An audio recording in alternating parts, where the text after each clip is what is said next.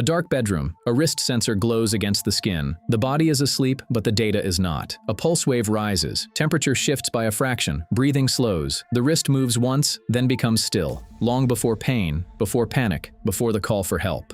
The body may already be sending a signal. The question is whether a machine can hear it in time. This is HiTechnomy. Look beneath the surface of the future, powered by Allergence Labs.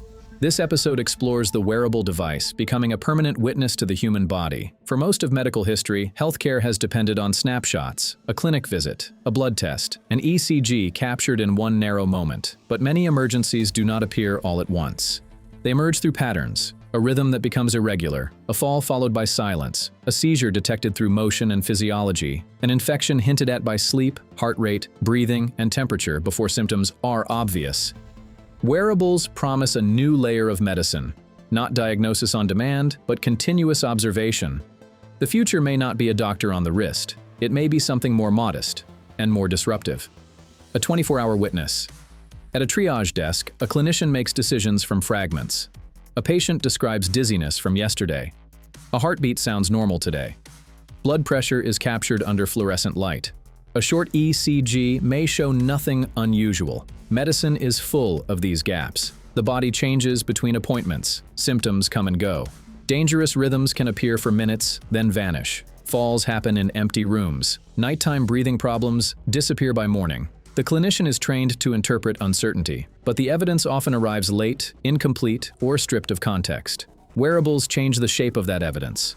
A smartwatch or ring does not wait for an appointment. It sits on skin during ordinary life, walking, sleeping, working, recovering. It records trends across days and months, not just moments. This is the first major shift, from population averages to personal baselines.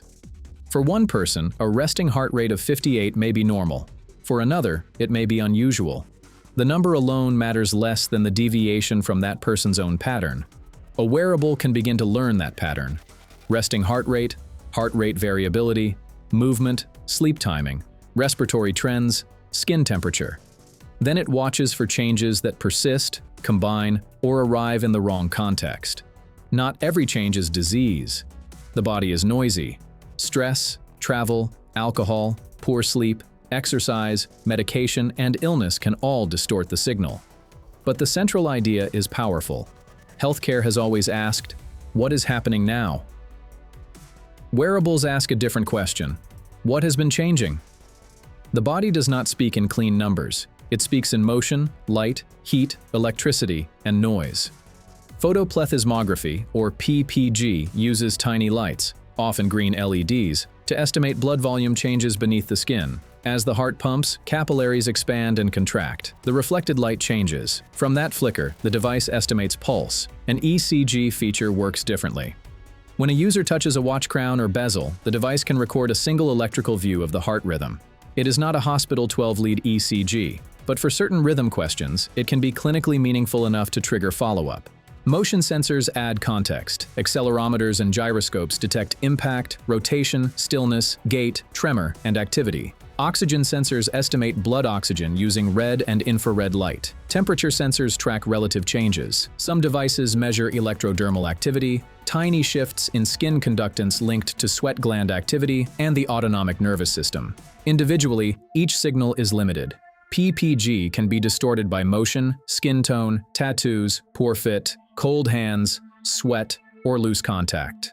Oxygen readings can vary with movement and fit. Temperature at the wrist is not the same as core body temperature. The aha moment comes when the device stops treating signals separately. A high heart rate during a run may be normal. A high heart rate during stillness may not be.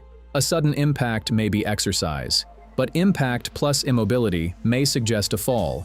Motion plus electrodermal activity can detect the distinct motion and physiological signatures of certain convulsive seizures, alerting caregivers. This is sensor fusion. Multiple imperfect signals combine to create a more useful probability. Then the algorithm compares that probability with the user's own baseline and with patterns learned from clinical research. Most fluctuations pass through as normal life, but when several streams drift together, heart rate up, sleep disrupted, temperature elevated, breathing changed, the system may detect physiological stress before the user understands what is happening.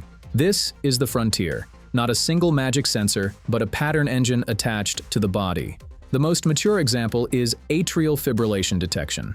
AFib is an irregular heart rhythm associated with increased stroke risk. Several consumer wearables can detect irregular pulse patterns suggestive of AFib, and some can record single-lead ECGs for review. But the language matters. The device does not diagnose AFib alone. It flags a pattern that may need clinical confirmation. For the triage clinician, that can be valuable.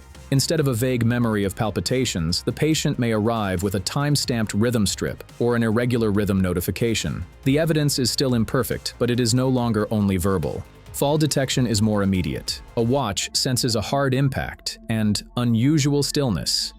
If the wearer does not respond, the device can contact emergency services or emergency contacts. This is not prediction. It is rapid detection after the event, potentially critical for older adults or people living alone. Seizure detection is another frontier. Devices using motion and electrodermal activity can detect certain convulsive seizures and alert caregivers. True seizure forecasting before the event remains an active research challenge.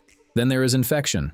During the COVID-19 era, groups including Scripps Research and Stanford studied whether wearable data could reveal physiological changes before symptoms appeared: resting heart rate rising, heart rate variability changing, sleep fragmenting, breathing shifting, temperature trending upward. The results showed promise, but infection signals are non-specific. Stress, travel, alcohol, overtraining, and inflammation can look similar. That is the deployment reality. Wearables are strongest when alerts are treated as clues, not conclusions. A wearable can only detect what it is present to measure. Battery life creates gaps. So does charging during sleep, loose fit, skin irritation, poor contact, device removal, tattoos, cold skin, sweat, and movement. Then come false positives and false negatives. An alert may lead to anxiety, testing, and no urgent finding. A missed signal may create false reassurance. If alerts happen too often, users ignore them. If alerts are too rare, the dangerous moment may pass unnoticed. There's also a clinical bottleneck. Healthcare systems were not built to absorb continuous streams from millions of wrists and fingers. Clinicians cannot manually inspect every oxygen dip, heart rate spike, or poor sleep score. Data must be filtered, prioritized, integrated into medical records, and tied to clear action. Who reviews the alert? Who is responsible if it is missed? Who gets paid to interpret it? Without workflow, the 24-hour witness becomes a 24-hour flood. Wearable health data is intimate. It can reveal sleep patterns, stress, exercise, fertility signals, illness, disability, location-linked routines, and heart rhythms. If this data helps a clinician intervene earlier, it can be empowering. If it flows to insurers, employers, data brokers, or poorly governed wellness programs, it can become a tool of classification. The risk is not only privacy, it is unequal safety. Algorithms trained on incomplete populations may perform differently across age, skin tone, disability, chronic illness, pregnancy status, medication use, or socioeconomic background. PPG sensors can be affected by optical differences in skin and tissue. A less accurate device for one group is not a minor inconvenience, it is a clinical risk. Equity also matters at the level of access. Advanced wearables require money, smartphones, connectivity, literacy, and follow-up care. If early warning medicine becomes a premium subscription, the healthiest systems may arrive first for people already closest to care. The future of wearables is therefore not just a sensor problem, it is a governance problem. Who owns the signal? Who validates the algorithm? Who explains uncertainty? Who protects the person behind the data? Return to the triage clinician. A future patient arrives not with one symptom, but with a month of changing physiology. The screen shows trends, uncertainty, confidence levels, and recommended next steps. The clinician still decides. Human judgment still matters. The wearable provides context, not authority. The best version of this future is not a world where algorithms replace care. It is a world where emergencies become less sudden because the body's quiet warnings are noticed sooner. But imagine the deeper thought experiment. If a device learns the rhythm of a life well enough to detect when that rhythm is breaking, what obligation follows? To alert? To explain? To stay silent until certainty rises? To protect the data, even from those who want to monetize risk? A 24/7 doctor would need trust. For now, wearables are something else. They are witnesses, always listening, often uncertain, and increasingly difficult to ignore.